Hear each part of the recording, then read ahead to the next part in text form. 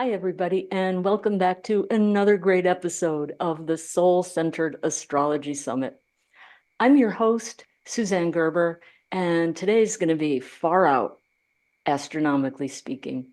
We're going beyond Neptune, beyond Pluto, into that vast, disc-shaped region at the edge of our solar system called the Kuiper Belt. And we'll be guided by a seasoned astrologer and researcher whom many of you are familiar with. Henry Seltzer has been involved with astrology since the 1970s, working with clients, speaking at international conferences, and putting out an excellent astrological newsletter.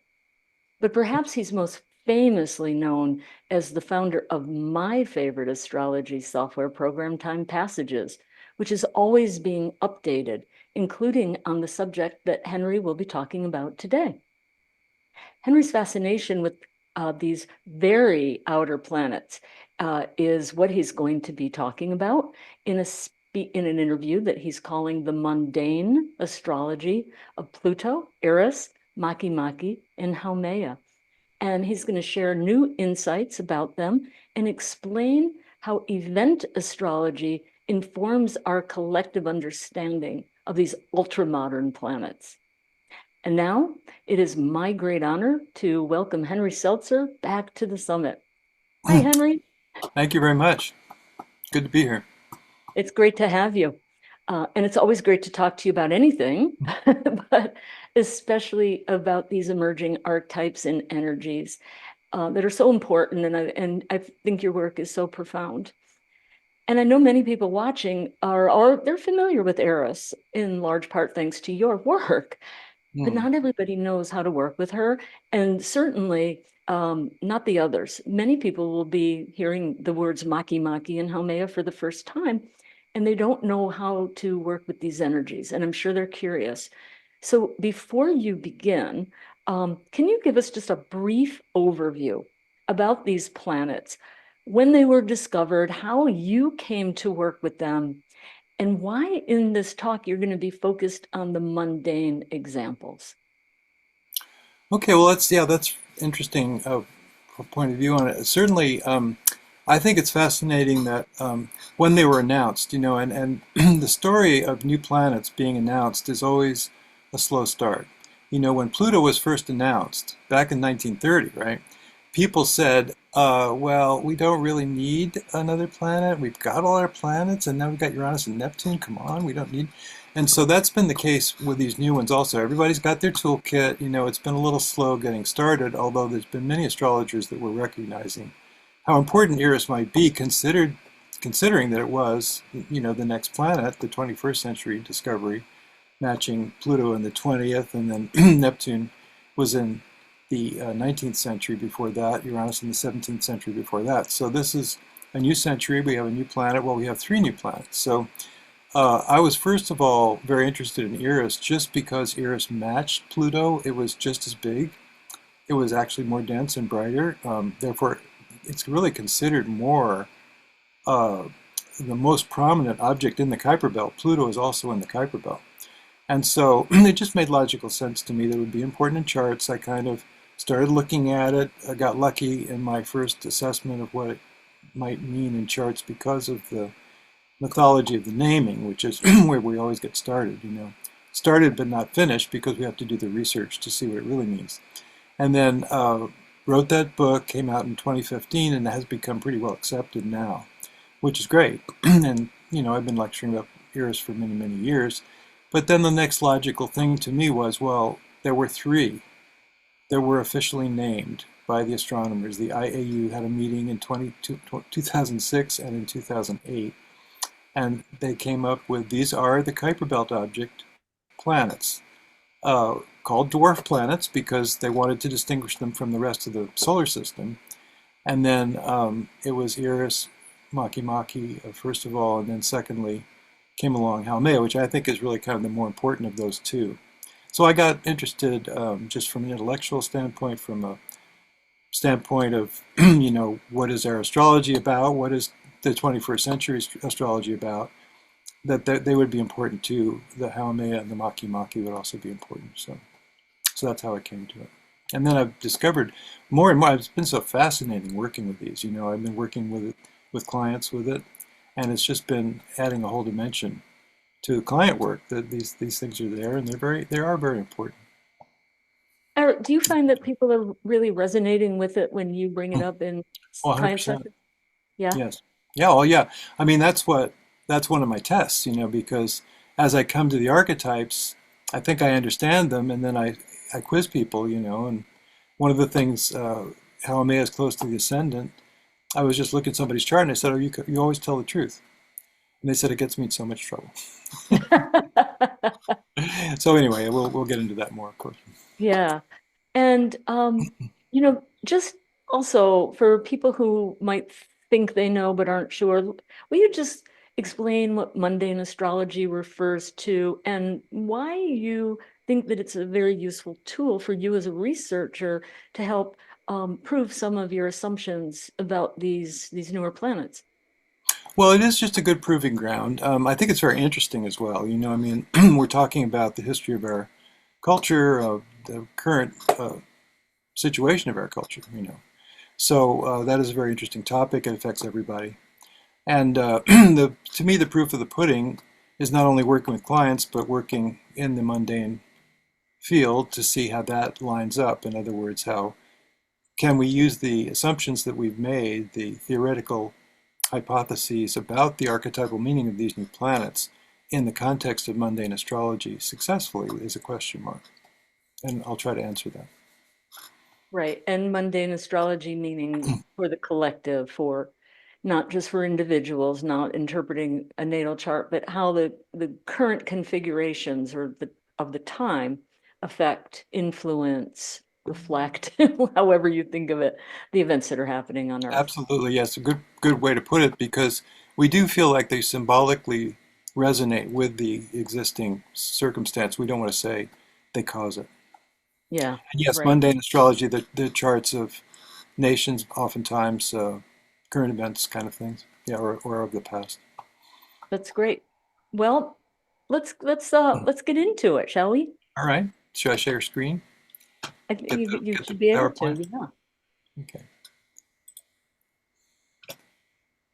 Well, fingers crossed because we are in Mercury retrograde. Experiencing some Mercury retrograde technical glitches.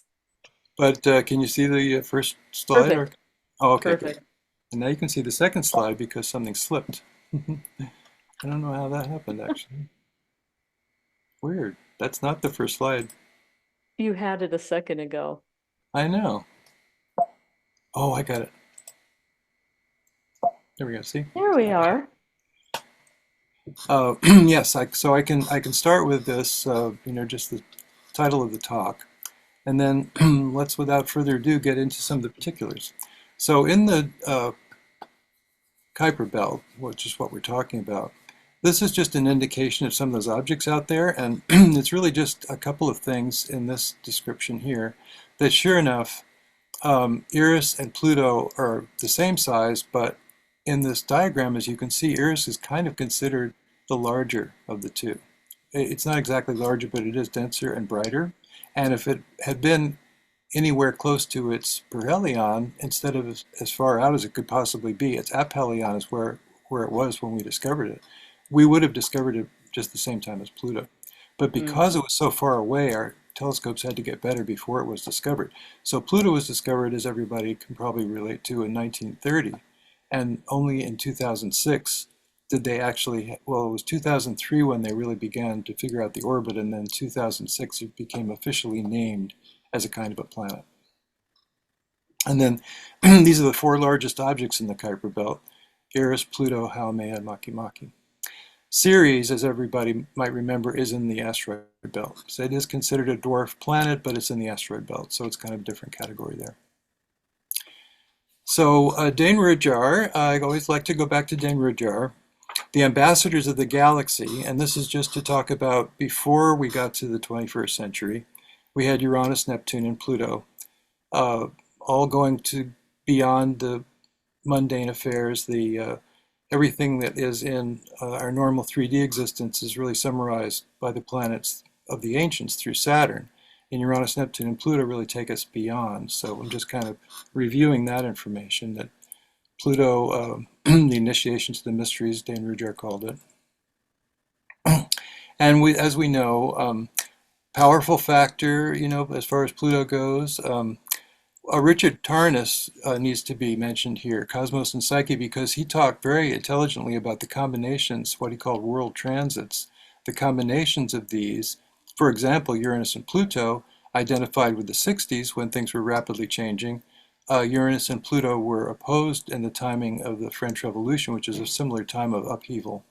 And so he, using his method of 15 degrees for the conjunction, 10 degrees for the squares intervening with the conjunctions and oppositions, he comes up with 1960 to 1972 for the Uranus-Pluto conjunction of the 60s, and that's just such a perfect timing. It was really about the timing. And then we might want to mention the Neptune-Pluto cycle simply because it's the longest of these cycles, 500 years. So that's interesting too, that it's a 1400 when it was conjunct, 1900 again it was conjunct, and we have this modern era from 1900. So that's kind of an interesting little thing to mention.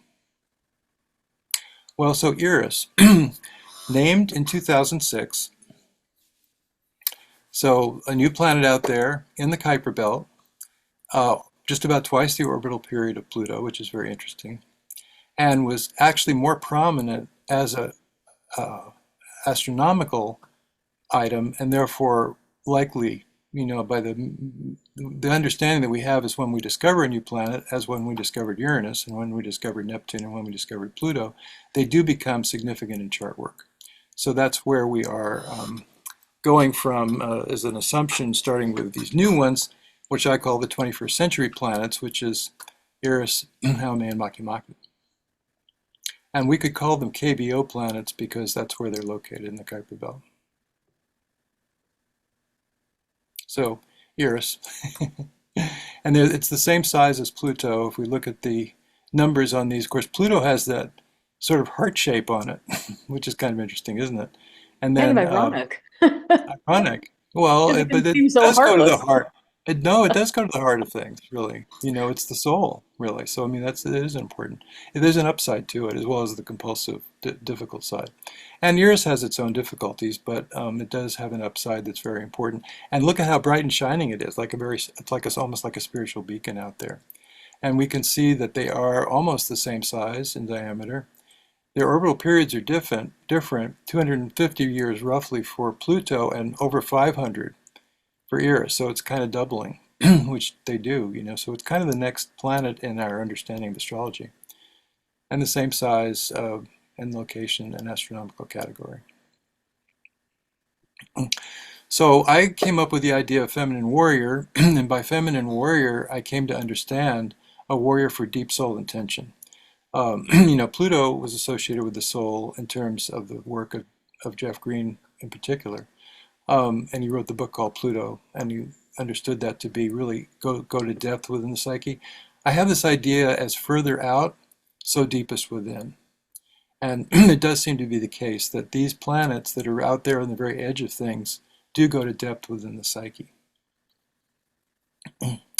And she was associated in the mythology, Eris, that is to say, with the god of war. She was the sister of the god of war, followed him willingly into the battle, and delighted in the groans of the dying.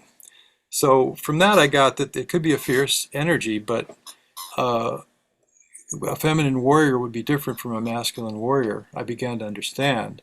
And that was where I got the idea that this was to go to depth, and it was about our deepest purpose. Once we understand what our deepest purpose is, then we can really work toward that. And it becomes very important. It's very important in chart work. I use it with clients all the time. Here's the book I wrote, The 10th Planet. So what I came to was a feminine warrior in support of soul intention. And the idea that a feminine warrior fights for deep need, that, a mother, for example, could be cutting bread and there could be an intruder, and she might be not a murderous person, but she might have to strike to save the life of her child, and she might do that. She might become very difficult to that intruder. So, and like Pluto, Eris goes to depth within the psyche, a soul level commitment, and all the feminists, for example, that were fighting for deep cause that they really believed in, they all have strong Eris, every single one. Hmm. So I did become a pretty well-known figure for the 10th planet, which turned out to have legs. You know, people really felt like it did express the archetype that was the actual archetype of the planet. So here's the orbits, and you can see the Eris orbit is very eccentric. That Pluto orbit, I hope everybody can see, is the darker blue. And you can see Neptune is nice and circular. So the bright blue Neptune, and that's where all the known planets that are not in this Kuiper Belt area are in that region within that bright turquoise circle. And then you can see Pluto a little bit further. And then Haumea and Makemake a little bit further than that, a little bit more eccentric. The orbital period of Haumea, instead of 248 years of Pluto, for Pluto, is 284 years.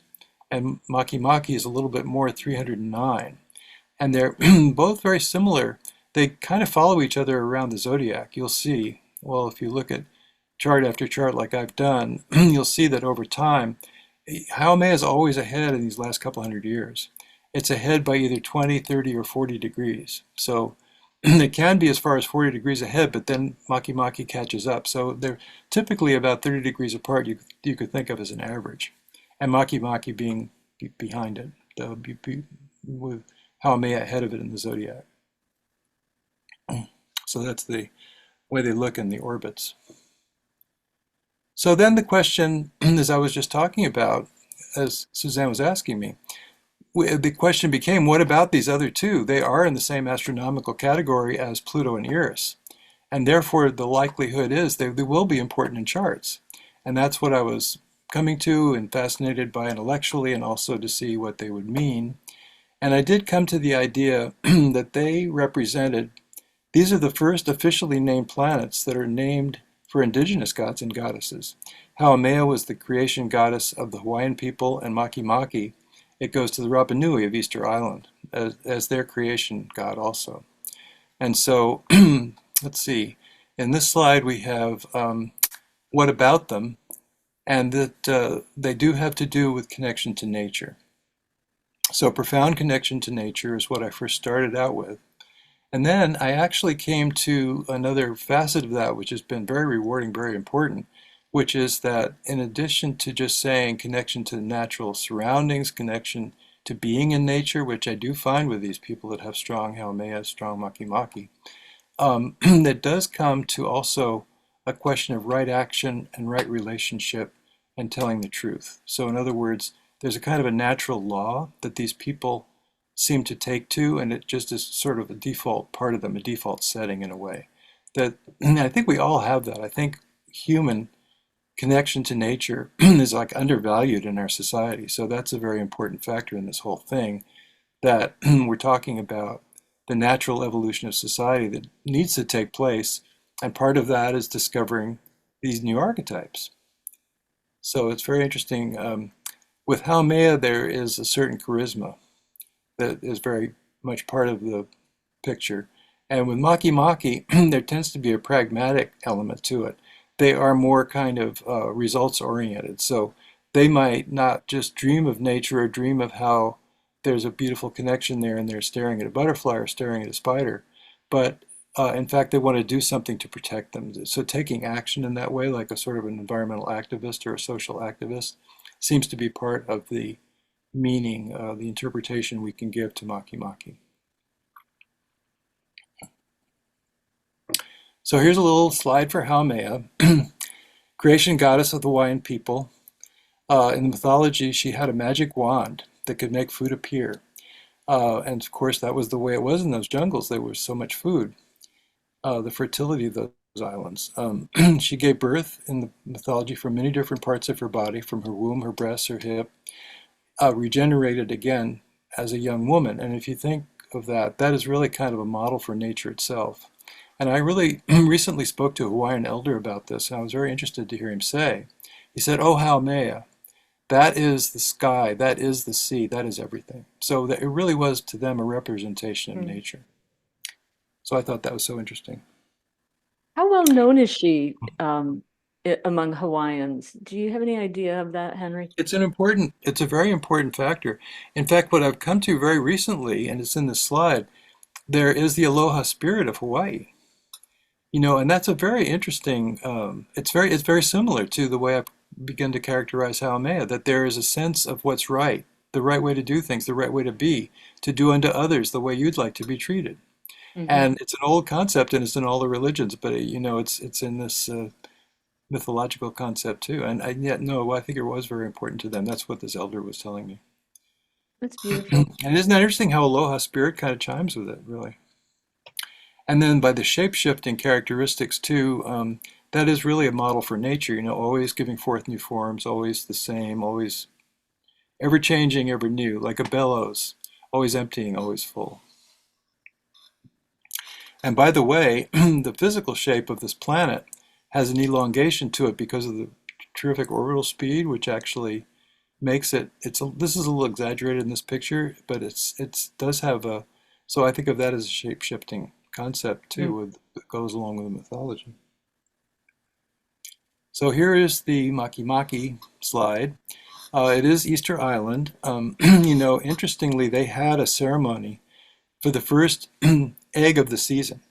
So they would have to, a young champion would have to swim to a nearby rocky landmass where the birds would come. And if he could find that egg, and if he could bring it back to the gathering, he would be lauded and he would be a hero and he would be the champion for an elder who would become the Birdman. And that would be for a whole year. So, I mean, the cycles of nature are very much part, as with all indigenous societies, of course, of these two in the mythology. So that's how I came to the fact that it really was nature that was involved in both of these planets. Even though they're two different planets, they do have very similar orbital periods. So that's an interesting factor in that too. And with Makemake also, it does have to do with environmental activism, as I was saying, more pragmatic. And when the Easter Island people were discovered, the Rapa Nui, they had cut down, well, they had either cut down all their trees or there'd been disease as well. But they didn't have trees. They could no longer make canoes. They could no longer go out to sea. They could no longer bring the statues to the shore.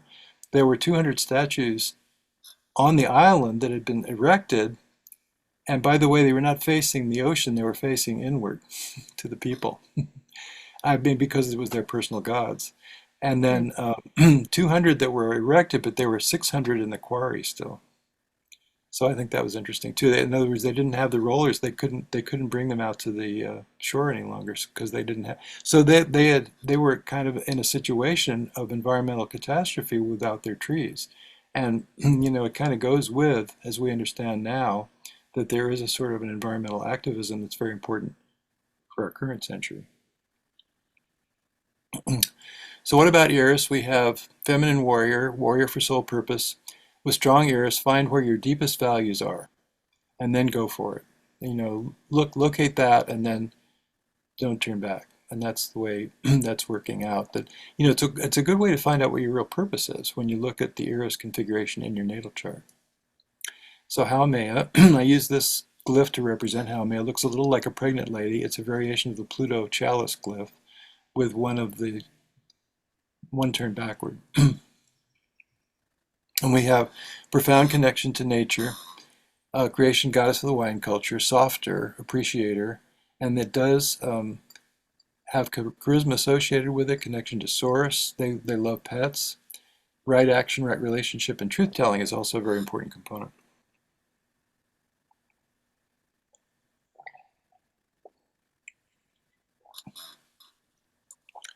And here we have Makemake. Tends to be more pragmatic, and it was, of course, the Rapa Nui people. Is that pragmatism part of how you'll distinguish Makemake from Haumea in a chart? Because to me, they still feel somewhat akin to one another. 100%. They are akin to one another, and I'm interested in that question. I've been wrestling with it to some extent in the new writing. I'm working on the next book, and it's interesting because yes, I can say that they are both a way of talking about this connection to nature. And because they are often 30 degrees apart, they many times make similar not the same aspect, but aspects to similar planets. So it's very interesting. They almost substitute for each other, and there are ways to look at particular examples that have more Makemake and that have more Haumea. And that's the way I've kind of come to that idea that it's more pragmatic. And I want to give a couple of chart examples in a natal chart, just as an illustration of what these archetypes mean in terms of a natal work, to get an idea before we launch into the mundane. So the first one, it's so important in Carl Jung as far as Haumea. So what you see here is his chart, and here is the Haumea in his chart. And you can see it really connects. I mean, it's the subject of a yod from Jupiter and Mars. It connects to his Eris, is a quintile, I believe that is. Which, I mean, I'm sorry, I'm talking about Haumea connecting to his Uranus and Sun, which it connects to both of those with different aspects.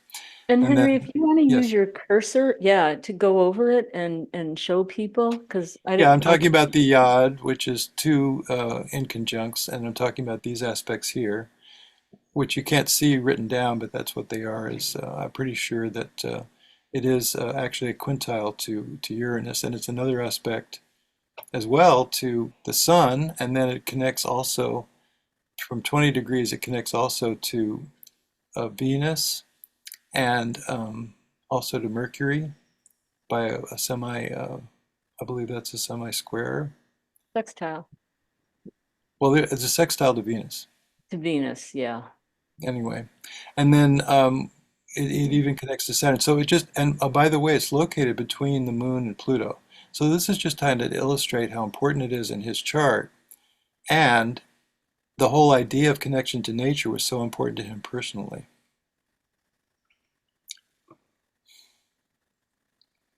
This is a great quote from Jung.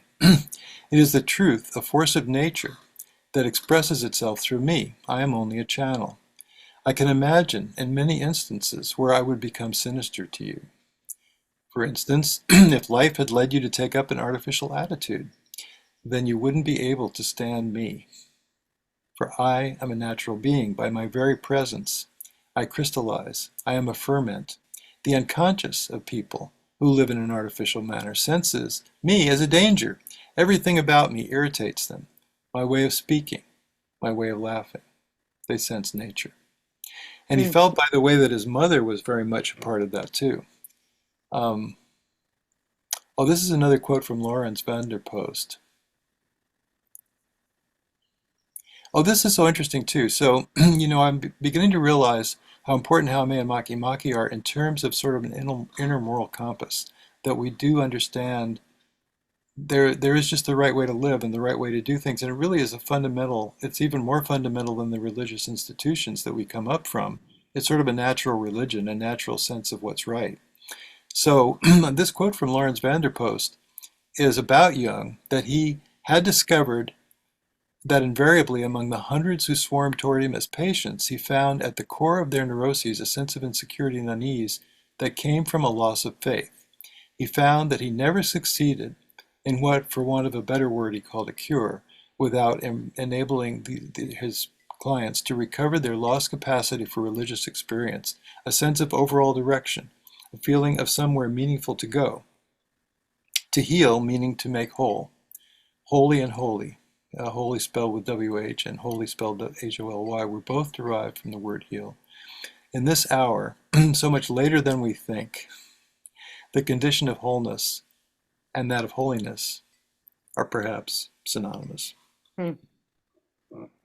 So this is another guy. So So this is to be an illustration of how we can work with it in natal charts, how we can understand what this represents for us in terms of how we're looking at our own life and what's going on with us. And in each of these connections, you can see a way that that concept, that archetype connects to the rest of the natal planets.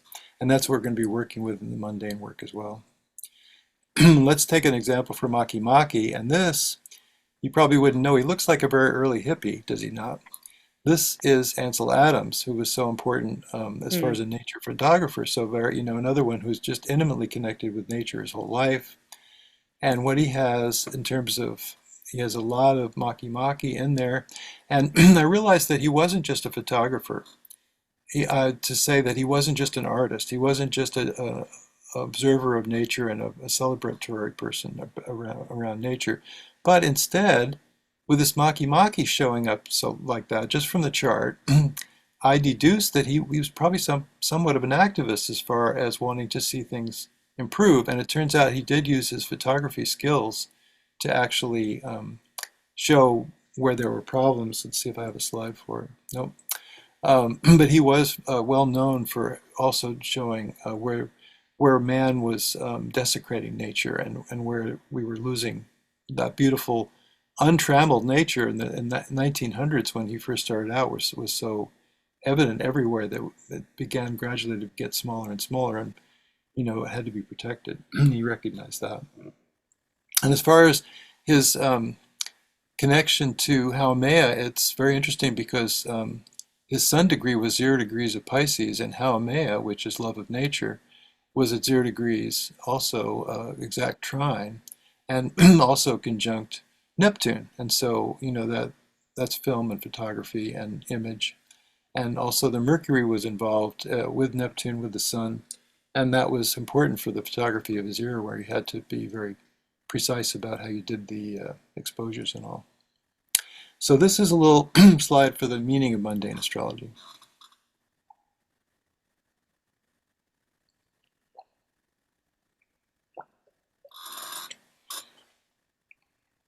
So as we spoke before, the astrology of world events, involving in many cases the charts of countries. And that resource, of course, is the Book of World Horoscopes, Nicholas Campion, who documented all these, and it's really been very useful. And here's an example about to come up.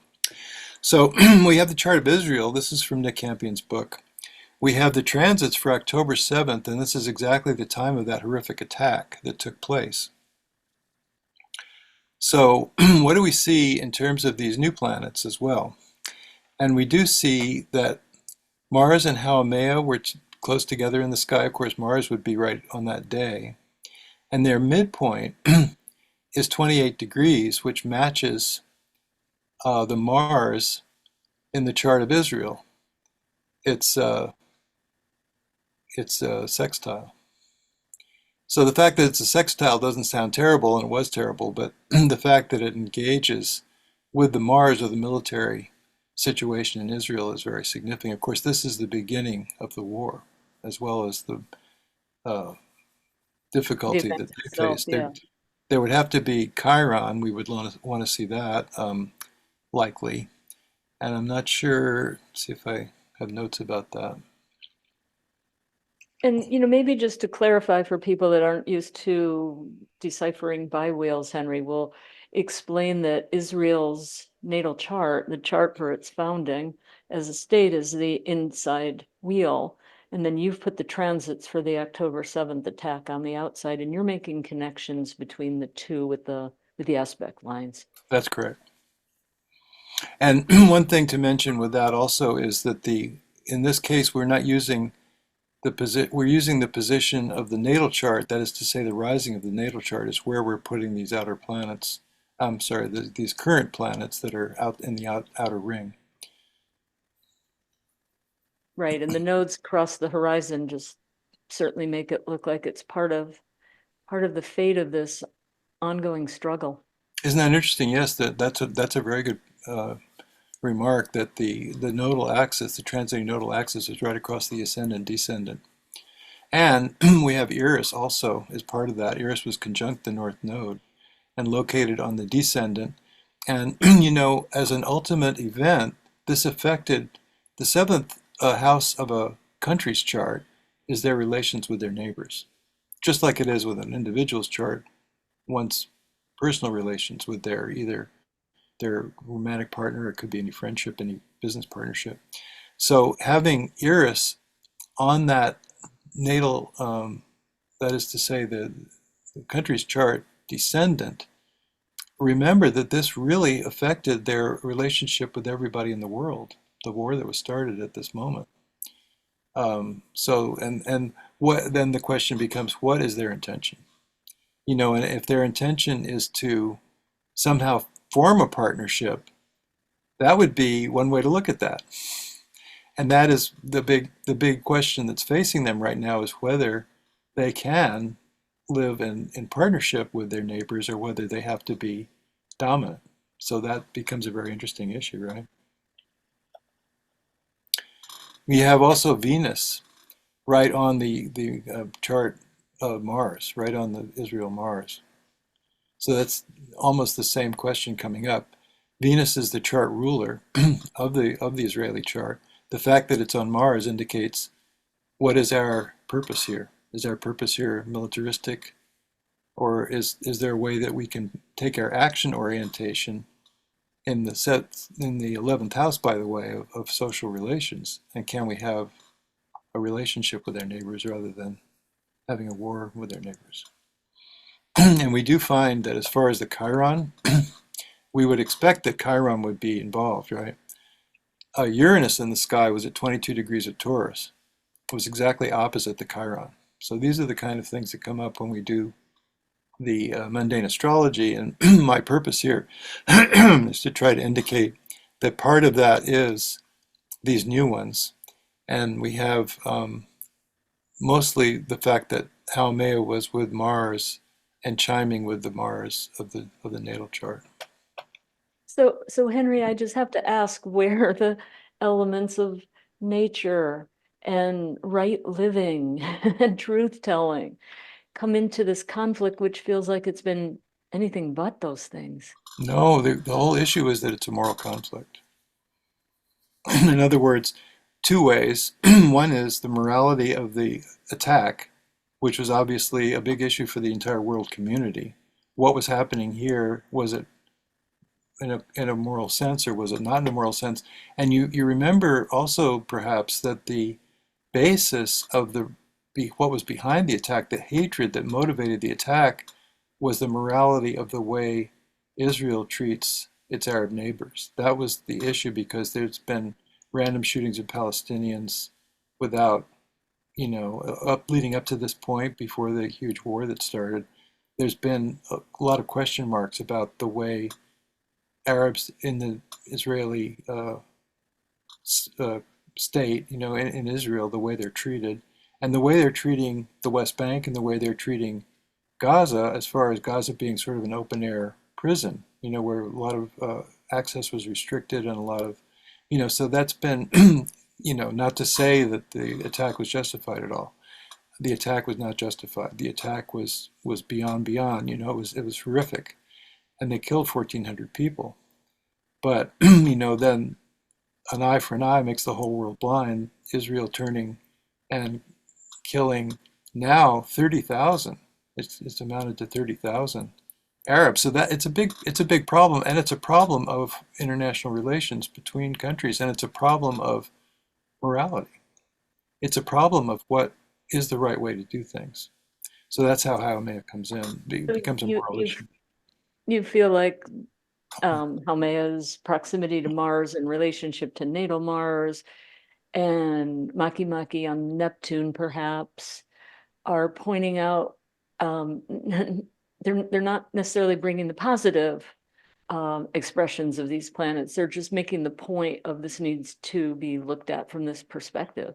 Yeah, it's not to say, it's to say it's a question of morality, and it's not to say that what was done was moral.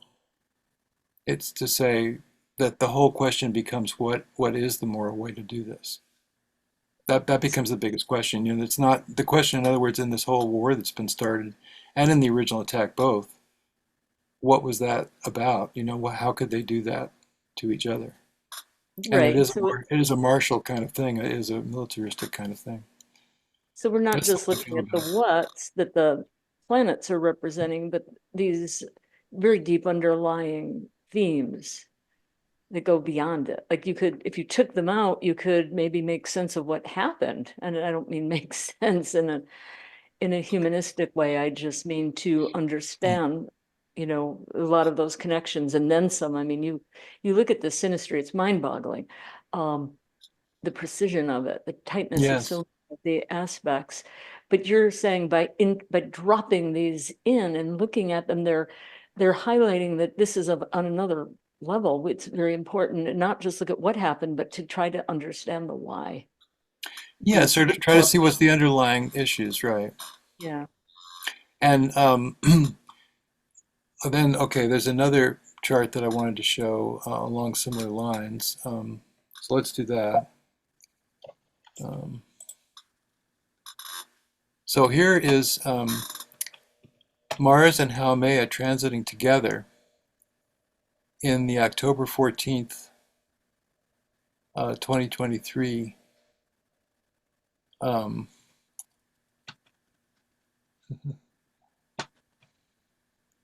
oh, okay, because oh, right. Oh, this is, I'm sorry. So this is the solar eclipse 7 days after the attack. I was a little missing my place for a minute there. And this is when the war started. So this is actually another chart for the same situation, but looking at it just from a standpoint of the actual planetary connections to each other in the eclipse chart. And what we find is that now Mars and Haumea are even closer together. And the midpoint of Chiron and Eris is 21,746. Mhm. That's in the sky, Chiron and Eris in the sky. Let's see where those located, right here. So that turns out to be 21,746 when you look at the midpoint of those two, and that's the eclipse degree. So there's another precision for you, right? The And what is it? opposition. Yeah. And what is Well, that? so what do we have? We have Chiron, but to see how it's so painful. The Chiron situation in this eclipse degree reveals how much this was a painful experience for the entire world to watch as Gaza went under attack. I think everybody was horrified to see the nonstop bombing, even though I think, people ask me, are you for a ceasefire? And at this point, I wasn't because I was like, well, you can't really expect that. Look what happened on October 7th. You can't expect them not to strike back. I mean, it's like, somebody attacks you, you're going to attack, you're going to hit back. You're not going to sit there and let them hit you. So, I mean, that's where I was coming from, but I was also horrified by what was happening. But I think what I mainly wanted to show here in this eclipse chart is here we have an eclipse, so it's a big chart, it's an important chart. And at the same time as it's being such an important new moon, we have the midpoint of Eris and Chiron being exactly the same as the eclipse degree. I mean, to the it's the same degree and minute. It's different by a quarter of a minute. And it's so interesting when we think about the most recent solar eclipse that we had with the reversed, but that precise connection with Chiron. That's right. I have that chart. Yeah. I'm going to be mentioning that. Yeah, so that's what this is about, just to see what we can see from the current transits when we look at it, particularly when we look at an eclipse or when we look at a new moon, that it is a more important configuration, and we can deduce from it kind of more about what's happening in the zeitgeist. And to me, there's just a very painful place and a very strong question place of with the Eris involved of what is the underlying purpose? Where are we going? What's the point? I mean, how do we connect to our deep purpose is the question. And we are seeing the painful side of that. It's not like um, there's a solution here. So maybe trying to bring in UN or other international governing people or diplomats to try to resolve this. We should have a group of astrologers sit down with the leaders. Well, there's one thing that we have to recognize is that there is inherent conflict in human relations. Even, you know, um, there's a line. I don't know if you know Leonard Cohen's "Democracy is Coming to the USA." Do you know that song? Sure. It's a great song, and there's a line in there where he talks about how violent everything is, even at the most personal level. And he's so right about it too. I mean, that's been my experience that this happens, right? He's got the line, "The homicidal bitchin' that goes down in every kitchen concerning who's to serve and who's to eat." It's just, I mean, it's just sort of fundamental to our condition. And not to say it's a great thing, but not to say, well, it's something we shouldn't have that, we shouldn't have that. It's just part of our humanity, but it's how to manage it and how to how to control ourselves and how to resolve the issues better than we do. And how to Okay. set and enforce rules of warfare. Yes, that would be great too. I mean, they're certainly not obeying. The Israeli bombing is not obeying that, obviously. So this is a new slide, a new topic here. Dane Rudhyar, I don't know how many people know, but he actually came up with a rectified chart for the United States of America. And he was using the Sibley chart, which is a 5:10 p.m. chart, but he was making a variation on it. So I wanted to mention that he documented in this book. And here is the chart that he came up with, and it is not for 5:10 p.m., but for 5:13:55, 5:55 seconds, almost 5:14. So he rectified this chart very painstakingly, and he has a whole book about the things he found in the chart. And there are a lot of interesting features. One is in this U.S. chart, we have Sag rising, and we are the horse culture, that rode across the West to go further and further, and we're always adventuring forward, and we're always a little bit our foot in our mouth too. And And then, freedom. yeah, and freedom, very good. In theory, And we're then, based on that principle. I'm sorry? In theory, we're In based theory, on yes, that yes, freedom, principle. right. It's freedom, hopefully freedom. And then we have Saturn, we have absolutely square the sun in the chart, and it's in the 10th house, which is the strong executive. So this is kind of an important factor in this chart. I think it's very interesting that Chiron is in the 4th house of the US chart because even though we have so much wealth, this kind of like the fundamental scary idea that anybody has is, oh, I'm going to be a bag lady if I don't watch out. I've got to make sure I have my income. That whole idea of the homelessness that could be, and the homelessness is a big wound in our cities right now too. So the There's wounded also a nature big of that. wound in how we treated our first people, the originators, the Absolutely. original That's residents. a very good point. And it was the homeland. It was around territory, around conquering and be taking over. That's right. That's a good point. Anyway, it also has Eris in the 1st house, so intentionality and being a warrior for what we want and being able to go out there and get it. That American, that's like the pioneering spirit, right? Go get it. And the Pluto in the capitalist second. and the capitalist spirit too. Well, and Pluto in the second. See, that's the finances is such a big part of this whole country, right? And we call it plutocracy, as a matter of fact. And that doesn't refer exactly to the planet Pluto, but it's still, that's where Pluto is. And there's a issue there with compulsion around finances and material possessions. Also, Pluto is opposite Mercury. And Mercury, I always feel in a country's chart, is the media. So I feel like there's a big thing about media in this country. What they reveal. We have the salacious media that's always trying to dig up dirt.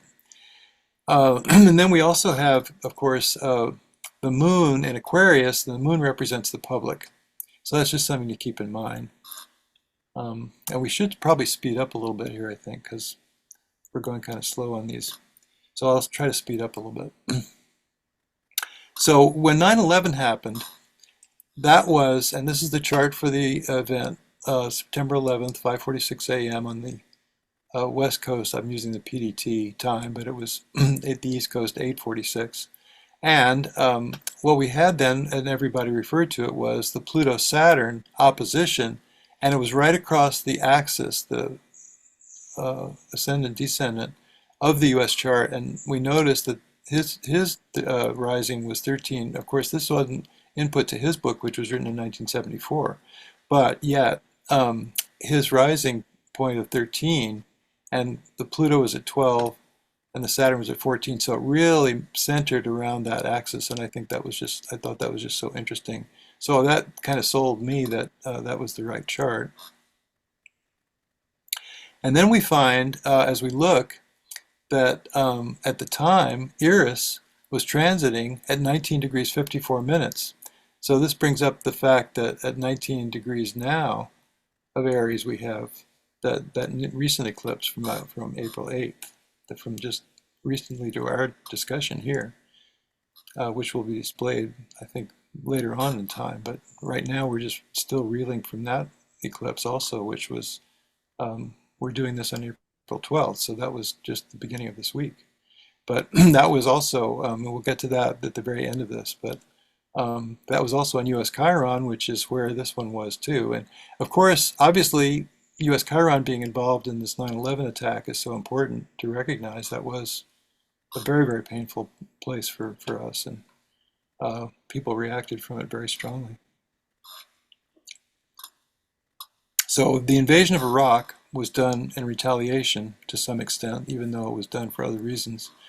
And the thing is, we had at that time Pluto and Eris. Pluto was at that time 19 degrees 57 minutes of Sag, so there was a trine between Pluto in the sky and Eris in the sky, and once again, it does represent. Now that's because in the intervening time, this was 2003, so this was not September, but it's not 2 years, but it was like a year and a half afterwards.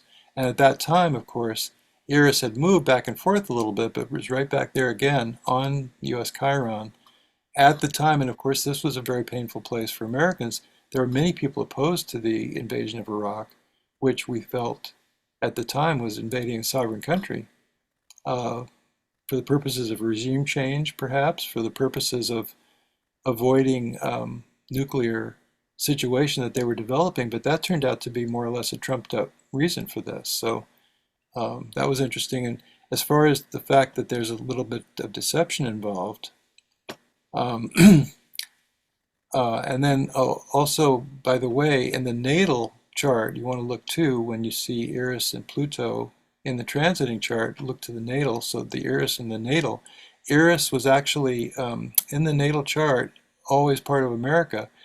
Eris is involved with Uranus, both at 8 degrees, a quincunx between them. And this was what they called shock and awe, that they were doing it on a rapid basis that would be destructive instantly. And so, and in fact, we find that Mars transiting in the sky was on that Eris-Uranus connection, which is also very interesting, of course. Now, Haumea was also involved. Haumea was at 9 degrees of Libra, and therefore was square to Mars at the time, was actually square also to Eris in the natal in the U.S. chart. And to me, that gets to the moral question. Was that a moral? That becomes a big question to me for what was happening right there when the invasion took place and when we killed so many people and toppled Saddam Hussein and created this huge mess in Iraq at the time. What was the moral issue behind it? Was it right? Was it justified? And the moon was touching that off as well.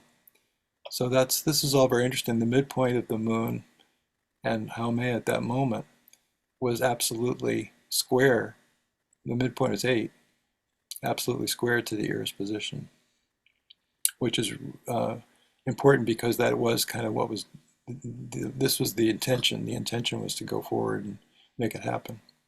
I'm also So these looking at are, that transiting Jupiter, Henry, because I'm looking for truth, I mean, beyond or before yeah, that's the another point that event. Jupiter chimed in on that, of course, yes. Right. It's very tightly involved. It's information, it's knowledge, it's truth telling. And I believe that some people really believe they were telling the truth, and stories of weapons of mass destruction, with some of us remember quite well, which later proved to be completely unfounded. And there were people who did later confess to knowing they were part of a false narrative. Yep, and what were they after? The oil. Many things we don't want to get too political today. Well, they wanted to get regime change, but yeah, And the that was what pipeline. they later made it out to be. Well, we were after democracy in Iraq, but that's not really what happened either. So. There was a major pipeline that we wanted control of. Oh, the pipeline, right. Anyway, so then let's talk about another event. This is Brexit. And I was able to, even a month before the vote, I was able to see what was going to happen there because check it out. This was when now we're up to 2016, and this is the summer of 2016, and this was the month that Eris was exact in the sky with Uranus. So they're not exact in this chart, but they were exact a little bit before this. And the And let's fact of the just matter, and let's there just are tell everybody we're at the same looking at degree. the London chart, right? And then the transits for the day that Brexit. Yeah. This is the London chart. So this is the chart again from Nick Campion's book. This is the chart for the UK, January 1st, midnight of 1801. And this is just when the current government was really kind of, that's the founding document for it. So this is what he considers to be the chart. And the thing about this chart is it has Saturn at 23 degrees of Leo. And when I saw that not only was Eris and Uranus in the sky at the same degree, 23, of Aries, but also Mars in retrograde was at 23 degrees of Scorpio, square to that point. So I looked at that, and this is about going inward. This is about separating from relationships to others. So I was like, holy shit, this is it. They're pulling out. So I tried to get a bet down, but I wasn't able to because I didn't have a UK address, and they weren't taking those kind of bets in this country. And then Makemake is on the Uranus in the UK, and Haumea is sextile to Saturn. And that was, again, the question comes up of what's the morality of this? What are we doing this for? What is the right way to do things? And that was very fiercely debated, of course, at the time. But they're not so important in this. It was more about Eris and Uranus. So let's move on. Well, what is this about?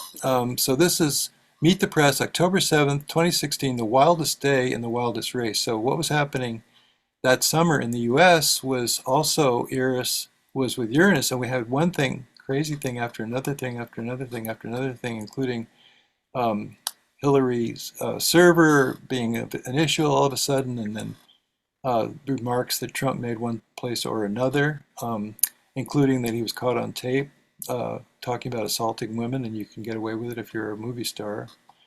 Absolutely, you can get away with it. And that was the same day that the Access Hollywood tape came out, was October 7th, but it was also the same day that WikiLeaks released a bunch of gossip about the Democratic National Committee. So there was all kinds of stuff happening, and that kind of buried the Access Hollywood information. So we'd want to look at this our October 7th chart, and well, I just made it for 12 p.m., right? But let's see, what was the point of this? That Eris Uranus was again this amazing thing that was in the sky this whole summer. It was right here is close. It was like within a degree. Oh, and it is in square as it comes together, 23 degrees of Aries. It was in square this whole time, this whole summer, with the media, 24 degrees of Cancer. So this was all about the media. And what else is going on is that Saturn is sitting on the ascendant of the U.S. chart and is actually also an aspect to the Saturn in the natal chart or the U.S. chart, being the executive. So it's about it was about the presidential election at that time, who was going to be president. And at the same time, the sun is right there at 14 degrees of Libra also. And then we notice that Makemake is right on the midheaven, and we notice that Haumea is at 22 degrees, so connected to Neptune in the chart. So I just think of this as having to do with what's the right thing, what's the truth of the matter. The WikiLeaks thing came out, and his Access Hollywood tape came out, and his remarks about women came out, and he kept denying, and he kept saying, no, that's not it. So to me, there's a morality factor in this whole thing that does come up. And the 23 also makes an aspect to the 22, which is the Neptune, can be deception, it can be idealism, it can be a sense of fantasy, what's right and what's not right. So I think that's very interesting, and also Chiron at 21 degrees of Pisces is opposed. So all these things can add up, and I don't want to analyze this to death, but I just think it's very interesting the way this was happening all summer, and I was kind of aware of it, and I kept saying, well, we've seen a lot of surprises, but the surprises aren't over yet, because it was still going on and on. So that's just a little example of this, but then we can go to some other things. So now I'd like to show some other interesting, I think, aspects of the transits of these new nature planets. So that's John Muir, and of course he was very much connected to nature. He was so important as a naturalist. And And you might, if we're gonna look at his chart for people who are not American or don't know who he was, you might want to make sure you identify him. Well, he just became so well known as far as promoting nature. He wrote many articles. He actually discovered that Yosemite Valley was made from the glaciers long before geologists knew that. He was one of the first people to articulate that. And he was just somebody that he would disappear for days at a time. He would just take a few handfuls of tea and a loaf of bread. And that's all he needed. And he'd have vegetables that he'd find out in the wilderness, and he would just be gone for 3 or 4 days. And he spent a lot of time. When he first came to America, he went straight to Yosemite because he knew about it. He was in the Midwest when he started out. He was actually born in Scotland, and then they immigrated to the U.S. So the thing that happened on this date, which is March 6th, 1867, is that he was unstitching a belt. He was working as a foreman in a factory that made broom handles and rakes, and he was unstitching a leather belt, and the belts at that time were just stitched together.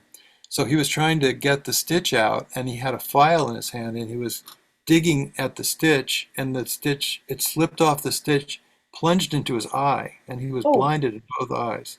So the file plunging into his eye damaged this eye so severely that psychological blindness took both eyes, and he couldn't see, and he was told that he had to stay in the dark for 6 weeks, which he did. hmm. His vision completely restored. The eye healed, his psychological blindness in the other eye healed, and he decided he was not going to be a worker in a factory and a foreman in a factory any longer. And that's when he spent the rest of his life observing nature. He decided he would want to be in nature. And the first thing he did was this very famous thing of his, this 1,000-mile walk all the way from where he was in the Midwest to Florida, and then eventually Haiti, and then from there he took a ship to San Francisco and discovered Yosemite Valley, and then he lived in Yosemite Valley and worked in Yosemite Valley, and then he became so famous for writing about it, and became eventually friends with Teddy Roosevelt, and was responsible for the making of the Yosemite National Park that was set aside so it wouldn't be so everybody could enjoy it. How fascinating that he had that experience when Chiron was on his moon and he was having a Saturn return. Well, that and also a lunar return because the moon was right there at the same degree of his natal Right. moon, That's and every month. and But well, yeah, and at the midheaven. But the thing that struck me was here's Haumea at 0 degrees of Taurus, 43 minutes, and his natal degree is 40 minutes. 0 degrees of Taurus, 40 minutes, and in the sky, um, this is really just about 0 degrees of Aquarius, which is a square to this position, and at the midpoint was the sun. So it's all being triggered by these, obviously it stays a long time. Haumea is slow moving, very slow moving, and it stays a long time at 0 degrees or comes back and forth to 0 degrees because it moves a couple of degrees every year with the retrogradation, which is just the effect of the Earth moving past it so that it seems to shift against the zodiac. So it moves a couple of degrees back and forth, but it stays, it takes a long time to go forward. And here it was on his sun degree. And isn't that interesting to think that this is the event that turned him into a naturalist? It's just kind of, to me, it's kind of gives you a little shiver, right? And of course, you mentioned some of the other things that it was important in his life. He did have Makemake at 22, which is his midheaven. He had Chiron at 21 and 57 minutes. He had the moon there. So these are all right on the midheaven. And then his natal moon was 21 Pisces, which is on the midheaven. So it really kind of chimes with his chart in a certain way, as you were pointing out. But I think that Haumea transit is so fascinating when you consider what came of that.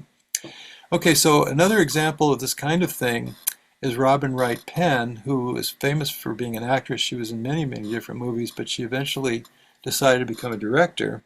And in the process of that, she made this movie, her first full-length movie as a director called Land, and it was about a struggle in nature. And so if you look at her natal chart, she does have this amazing triple at 23 degrees of Pisces, Saturn, Mercury, Chiron, and she does have, um, it's actually Makemake that is sesquiquadrate with all three of those, close sesquiquadrate within a degree. And Haumea is also connected, it's opposite Venus, for example. So she's got these nature planets natally, and it does make sense, therefore, that she made this movie about being able to live in the wild, to live off the land. She had to survive against all odds. Of course, she survived. I mean, obviously, a movie like that. And so it was so interesting to me that she made this movie that I thought I would also check it out. What about the transit for the release date? So this is the date of the release, which was February 12th, 2021. And what's interesting in this chart is that Makemake transiting wise was at 7 degrees and 35 minutes of Libra, and her natal Makemake is at 7 degrees of Leo. So there's a connection there. And then also in the sky, you have Uranus at 7 degrees, you have Chiron at 6 degrees and a half, you have the moon happened to be that day coming by. At 12 noon, it was right on the money of 7 degrees too. So a lot of things chimed into this. And the fact that Makemake was involved was interesting to me because, to me, that whole project of making something happen out of your love of nature, making a connection, man's connection to nature, comes out of that whole movie theme. So I thought that was quite interesting as a natal chart. I'm sorry, as a natal transit chart. And so that was a very interesting chart to me. I'm just trying to illustrate how these can be working in transit and can be significant in that way. So here's another event. So this is John Muir again. This is John Muir and Teddy Roosevelt because famously he invited Teddy Roosevelt, who was president at the time, to come on a camping trip with him for 3 days in Yosemite Valley. And the reason was he was trying to push the idea that Yosemite should be set aside. And that eventually happened. Teddy Roosevelt's called the environmental president. And in his following term, not until after the election, the next election, but in his second term of office, he did set aside Yosemite and many other areas. He was called the environmental president. And interestingly, if you look at Teddy Roosevelt, now this is a bi-wheel chart, okay? So here's Teddy Roosevelt on the outside of the wheel, and here's John Muir on the inside of the wheel. We're using John Muir's ascendant and midheaven. So in this case, if you look, this is the midheaven of the Roosevelt chart, so we're talking about the 10th house here. And in the 10th house, in the same degree, we have Eris and Makemake. So this is another person that is a strong Makemake, and again, that has to do with environmental activism. Setting land aside makes perfect sense. And if you look at the comparison between the two, the conjunction between Eris and Makemake is right on the Haumea in which is at 4 degrees and a half in John Muir's chart. And if you look at also the Haumea in Teddy Roosevelt's chart at 13 degrees of Eris, that's right on the north node, which is 13 degrees of Eris in Muir's chart. So this is very interesting synastry for combining their efforts, and they were friends. The quote from Teddy Roosevelt that's very famous is, "What do we do when the trees are gone, the coal, the oil exhausted, what are we going to do?" So he was saying we have to set aside things. He was all about not cutting down trees. He was all about trying to slow down the use of fossil fuels because of avoiding what he called the pollution. At that time, they didn't know about climate change. So very interestingly, the synastry. And then here is their composite chart on the inside between the two charts. And here on the outside is the transits for that camping trip. So the camping trip took place on May 15th, 1903. I just gave it 12 p.m. And we might expect some involvement of Haumea and Makemake, right? Because this is all about when they set aside the Yosemite. And what we find is rather remarkable, I think. Eris in the sky that day was on the combined composite Haumea between the two charts. There is a partile conjunction of Venus and the Sun in the composite chart. And in the sky, there was a conjunction of Haumea at 2 degrees of Cancer and Venus at 2 degrees of Cancer. So that's making an exact aspect. And there's even more. Makemake in the sky was conjunct the Sun at 23 degrees And let's see, what does that do? Oh, that connects to his natal. I'm sorry, it's not natal, to the composite Haumea at 24. So that's one sign. Two signs. That's a sextile. So everything really, and it was also Eris in the sky. It really kind of lines up, don't you think? What do you think about that? Isn't that pretty Well, amazing? in hindsight, it's also clear and obvious. It's the tightness of the aspects of the connections. It's hard to say it's coincidental. Well, exactly. So just to try to suss these out, what are these new planets about? How when we say that they're nature planets, that they are both connected to nature, how strong is that conviction? Things like this kind of really help to show that possibility exists. So we want to look at a few more of these. But we would want to How are do we that, doing on time, by I'm the way? afraid. Well, we're way over. Okay, well, what's that mean? Is that going to be a problem? Give us your best. What's the best thing that we're not going to want to miss, Henry? Well, okay, so I'll just race through the rest of it. So yeah, I'm sorry about that. We did talk quite a bit as we were going through. So the Dominion voting machines Oh, were, I'm getting PTSD from this.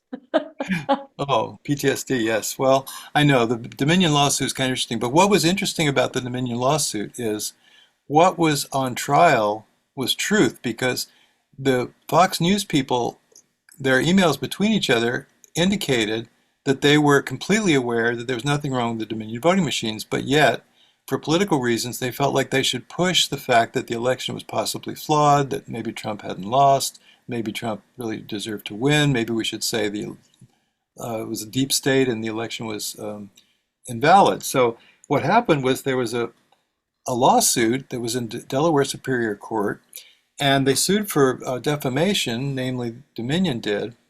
And what we have here is the solar eclipse from April 19th of 2023, which we did have that eclipse, and you can see this how this lines up. There was in the sky, and it's been true since even before that, since February of 2023. They've been they've been in the sky square. It's Pluto and Haumea being square to each other, and they're still square to each other. We're getting very close to the current date, of course. And so this square between Pluto and Haumea is what I want to bring forward in the last thing that I want to say, which is that that is currently in our zeitgeist, and it's the question mark again about the morality, the internal morality. The thing that has been mentioned many times is that this is a struggle for the soul of America that's going on right now. We're living in very difficult times right now. So, taking some of our conclusions that we've come to by looking at some of these mundane examples and transiting examples, what can we say about what's happening right now? And see, this is where it becomes, this is the last point I want to make, but it is really an important one that we're living in very important times right now where this square between Pluto and Haumea is absolutely part of the current zeitgeist. It was very much part of the eclipse that was on April 19th, and it was actually on April 18th that the judgment came down for nearly $1 billion.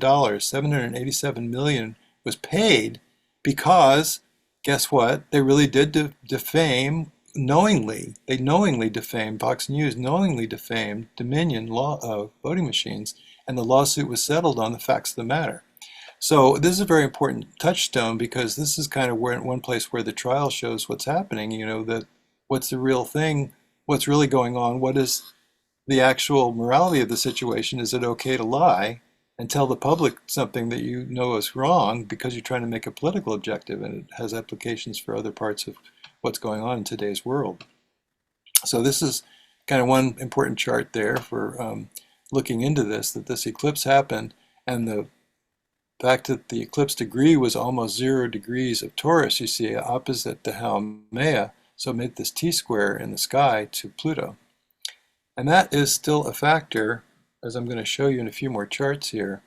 So this is, if we look at that same date and we look at the transits of the US chart, we'll find some The interesting US factors. chart is on the inside.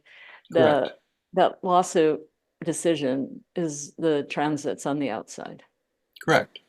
And so one thing we notice is that Pluto is actually, we have the Pluto return of the United States, which means that the whole country is transforming, and we're in amazing times right now, and it really is a question mark that has to do with morality. It has to do with what's right, what's the right thing, and is lying okay. I mean, I think that's kind of some of the fundamental things, including, we have two different sides of the matter. Some people think that there's morality on one side, and some people think that there's morality on the other side. So it's a big moral fight that's going on, and we do have these things happening right now, with also Makemake touching into the Eris Uranus, which is kind of the purpose of what we're up to as a country. Why are we doing what we're doing? What's our intention? What's our identity about? So I just think it's so interesting what's going on right now.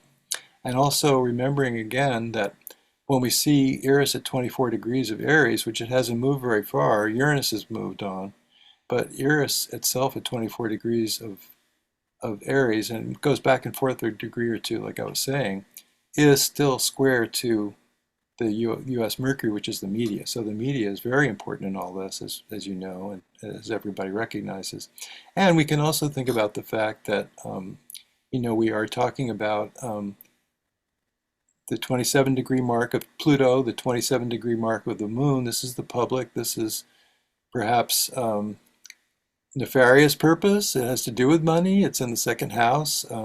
We have the Pluto return. So all of this has a bearing. The Pluto return itself was on February 22nd, 2022.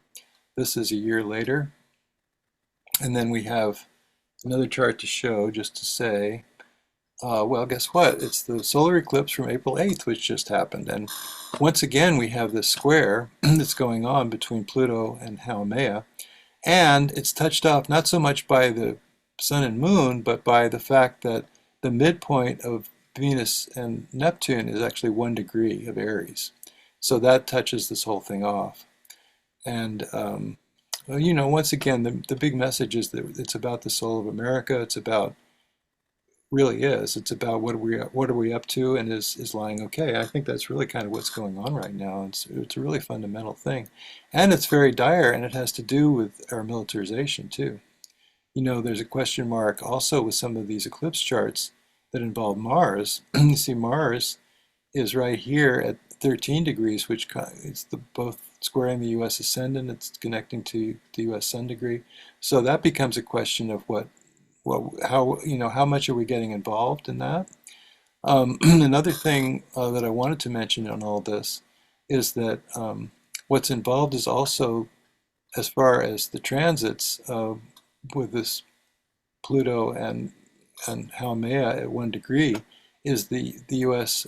Venus, which is in the seventh house, but it's the ruler of the midheaven, which is again the executive. So how much the executive is involved in questions of morality with foreign relations, which is what we're seeing with the whole Israel situation.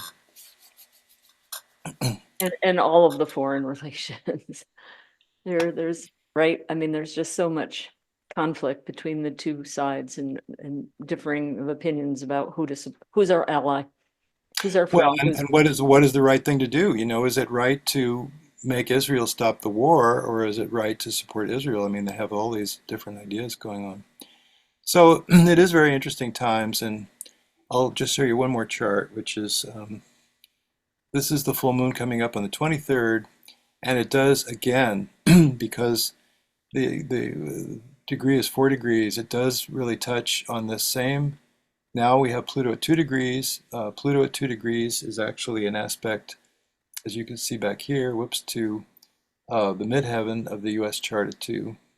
So I believe there's just so much happening right now, and I do see a lot of the Mars happening too, which makes me worried, because we're almost in some ways, we've been doing military strikes here and there. So it's just a tough time. I think it's a really tricky time for our world, and something that we have to really keep in mind, that all that's going on right now, and we can see it in the charts. So the book I wrote. And I'll stop the screen share. well, that's just great. That's a lot. That's a lot for everybody to try to begin to take in, but um, fascinating. And I think it makes a pretty good argument for wanting to work with these new planets. And one thing we should mention, Henry, that we didn't is obviously for people that use time passages, whether on their computer or their phone, they'll have access, easy access to finding these planets, both natally and by transit, etc. And you even have interpretations for them now, and not everything's supported. But if they don't have time passages, they can find this on astro.com, right? Where I think a lot of Right. people go for their free charts, and they can just put them I think, in yeah, as add it to the chart, additional. and you can look at ephemeris too and stuff. We don't want people to feel left out because I think after this, they're really going to be curious. So they can do that. And well, that's great. And now some of those memories that you brought up really did spark some PTSD in me. Oh, I And see. I also thank you for not getting too political on us. You and I sometimes when we're chatting, we We kind don't of want to do that. We want to separate it. no, no, no, we don't. This is about astrology, but I know people are going to be curious about once they are able to actually get them in their chart, but how to work with them. And that just leads us so perfectly to your free gift. Oh, yes. Okay. Yes. So I'm making a video as a free gift for everybody. It's not a video that anybody else has seen except for this. And we'll have the details available how to get a hold of it. But working with these planets in natal and transit. That's fantastic. So they know how to find, they know how to drop them in. They're going to learn how to work with them, and that's the beginning, isn't it? Well, yeah. I mean, it's it's an exploration for everybody, of course. Yeah. So thank you so much for sharing all that, for all the work you do. It's really appreciated. I hope you know that, and just for giving us your time and your generosity today. Thank you. Thank you very much. So everybody, be sure to download this gift. You can check Henry out at Time Passages, Astrograph, and or I strongly recommend if you don't receive his free newsletter that you go to the website and sign up. There's Which is astrograph.com. yeah, yeah, and they'll be on your list if they download the gift, won't they? So I think so. They'll have the So option, I think. yeah, it's something, it's a deep read, and I really do recommend people do that. So let me just thank you again, say goodbye to everybody, and remember to tune in tomorrow. There's a lot more great stuff happening on the Soul Centered Astrology Summit. So bye for now.